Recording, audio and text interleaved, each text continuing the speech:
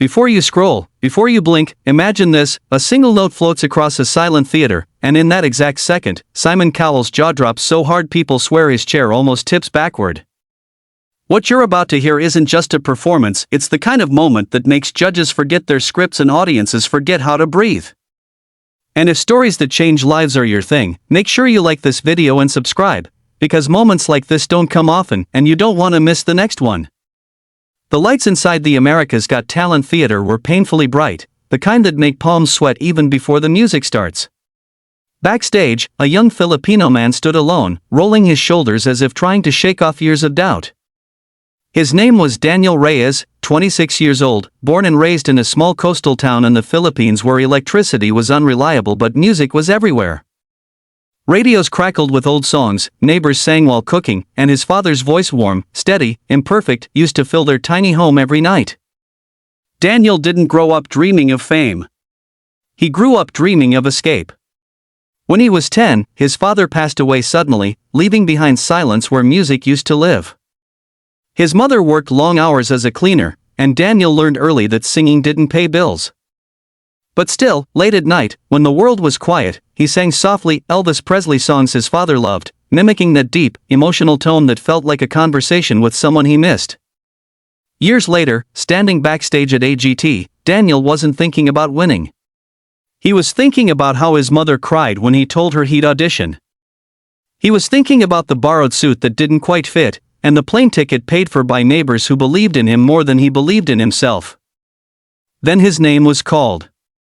He walked onto the stage slowly, each step echoing in his chest. The judges looked up: Simon Cowell, arms crossed and skeptical, Howie Mandel leaning forward with curiosity, Sofia Vergara smiling gently, and Heidi Klum watching with kind but experienced eyes. They'd seen thousands of singers. Too many, some great, many forgettable. "Hi, Daniel," Simon said. "Tell us about yourself." Daniel swallowed. His accent was thick but his voice was steady. He spoke about his hometown, his mother, his father who loved Elvis. When Simon asked why he chose to audition, Daniel paused, eyes shining under the lights. "Because," he said softly, "I want my mother to stop worrying about tomorrow. And I want my father to hear me, wherever he is." The room shifted. Just slightly. Enough to matter. Simon raised an eyebrow. "Okay. What are you going to sing?" Daniel smiled, nervous but honest. "An Elvis song." There it was. That invisible sigh from the judges. Elvis songs were risky, overdone, compared endlessly, judged brutally. Simon leaned back, clearly unconvinced. "Whenever you're ready," he said. The music began, slow, familiar. The first note Daniel sang wasn't loud. It wasn't flashy. But it was pure. Deep, controlled, and wrapped in emotion so real it felt raw. Within seconds, the audience leaned in. Conversations stopped. Phones lowered. A hush spread across the theater like a held breath. Daniel didn't sing like someone copying Elvis. He sang like someone who understood him. Every lyric carried weight, loss, hope, longing. His voice dipped and rose effortlessly, smooth one moment and aching the next. When he hit the chorus, something unbelievable happened. Simon Cowell sat up straight. Halfway through the song, Simon's skepticism cracked. His eyes widened. He glanced at the other judges, then back at Daniel, as if silently asking, "Are you hearing this?" When Daniel reached a powerful note near the end, Simon actually laughed in disbelief, gripping the armrest of his chair. By the final note, the theater exploded. The audience leapt to their feet, applause crashing like thunder. Some people wiped tears from their eyes. Daniel stood frozen, breathing hard, unsure if what he heard was real. Simon stood up. For a second, no one spoke. Then Simon leaned into his microphone. "I'm going to be honest with you," he said. "I thought, oh no, another Elvis singer." But that was one of the most authentic, emotional performances I've heard on this stage. The crowd roared again. Simon shook his head, smiling. "You didn't just sing better than Elvis, you made the song your own." And that's rare. Daniel's knees almost gave out. Howie called it goosebumps. Sophia said she forgot she was judging a competition and just felt the music. Heidi told him he had the kind of voice people remember years later. For yes. But more than that, belief. Backstage, Daniel collapsed into tears, hands covering his face. He called his mother immediately. She didn't speak at first.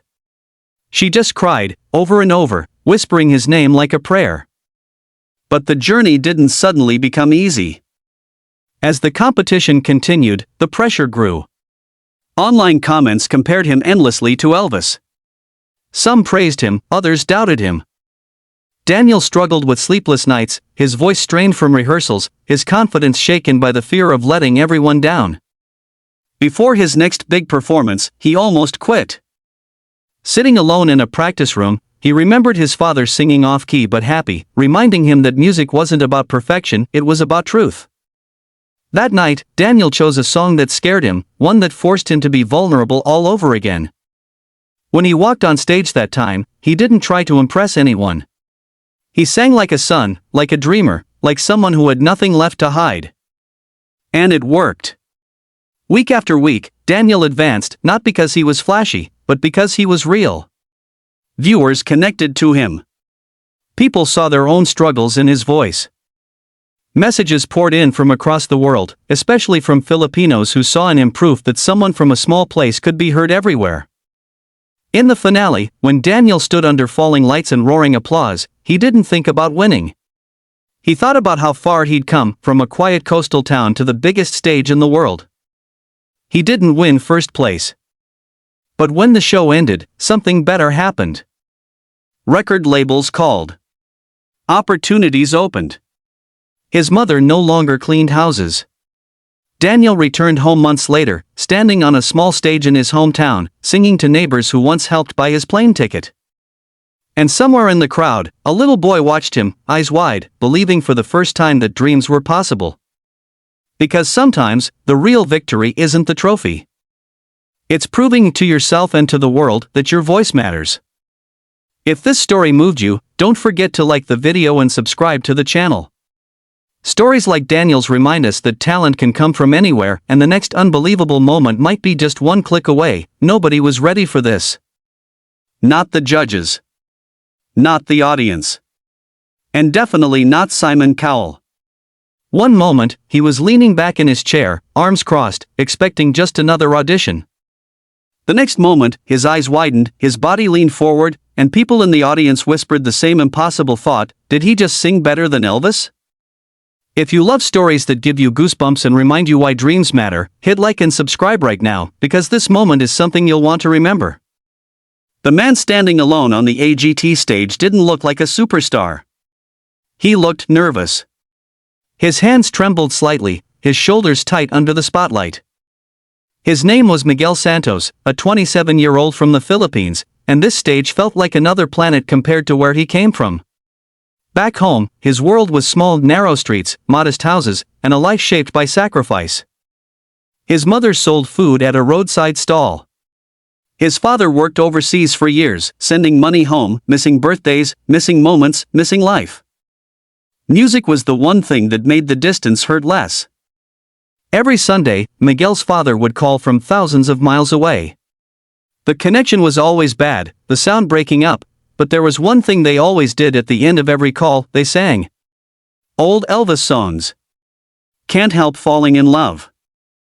Love Me Tender. Sometimes Miguel sang, sometimes his father did.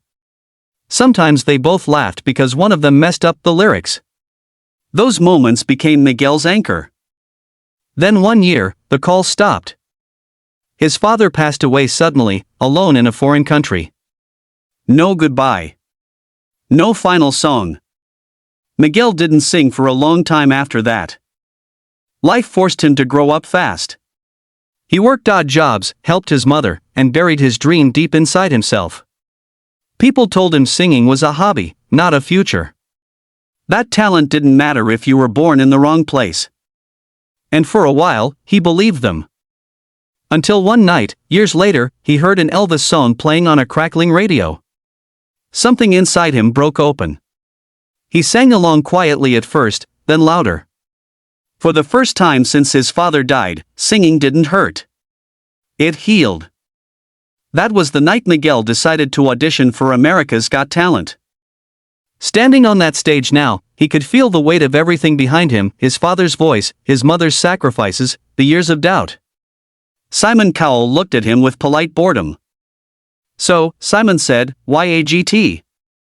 Miguel took a breath. Because this is the biggest stage in the world, he said. And my father always told me, if you're going to sing, sing where people can really hear you. Simon nodded slowly. And what are you singing today? Miguel hesitated, then smiled. Elvis. A few people in the audience murmured.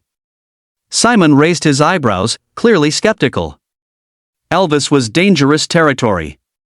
Legends invite comparisons, and comparisons can destroy you. All right, Simon said. Go ahead. The music started. The first.